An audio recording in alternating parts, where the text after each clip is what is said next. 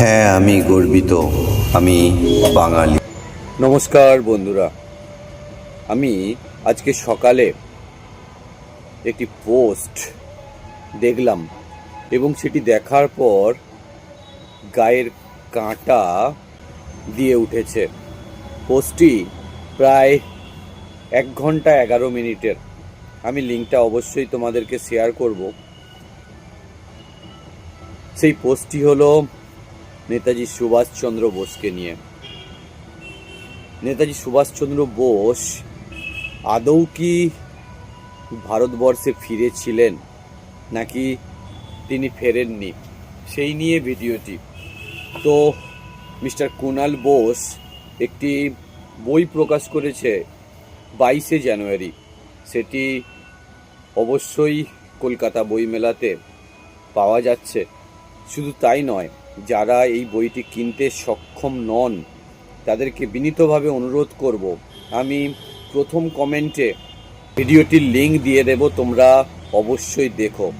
আমি বলছি তোমাদের গা শিউরে উঠবে, কারণ কোনো রাজনৈতিক দলই চায় না যে নেতাজি সুভাষচন্দ্র বসুর সত্যতা উদ্ঘাটন হোক।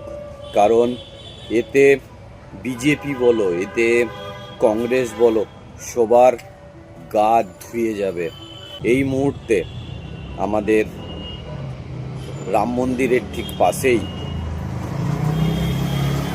যেখানে গুমনামি বাবা থাকতেন, তার বিশেষ বিশেষ জিনিস, এমনকি দ্বিতীয় বিশ্বযুদ্ধের সময়কার অনেক জিনিস সেটি একটি মিউজিয়ামের মধ্যে রাখা ছিল।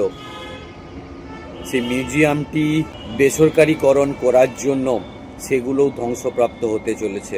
আমি বলবো এই বিষয়টি নিয়ে আমরা প্রত্যেকে যদি প্রতিবাদ করি তাহলে হয়তো সত্য উদ্ঘাটন হতে পারে।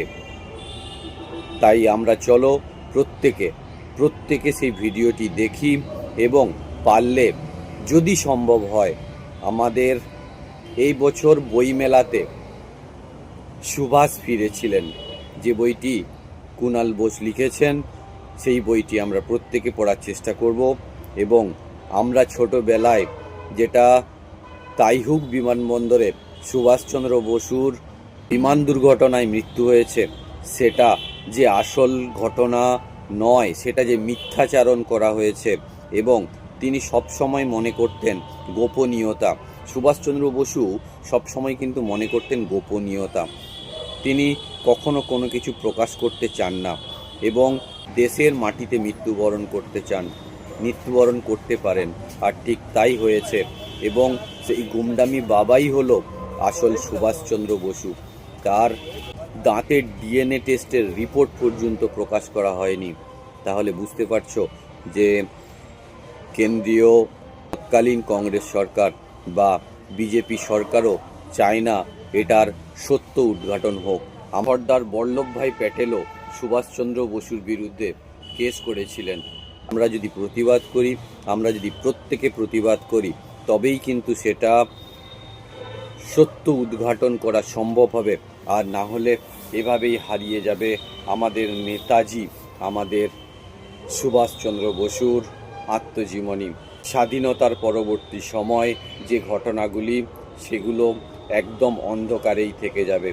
যদি ভালো লাগে ভিডিওটি অবশ্যই ছড়িয়ে দাও এবং আমি লিঙ্কটা অবশ্যই প্রথম কমেন্টে দিয়ে রাখবো যাতে তোমরা দেখতে পারো। ধন্যবাদ।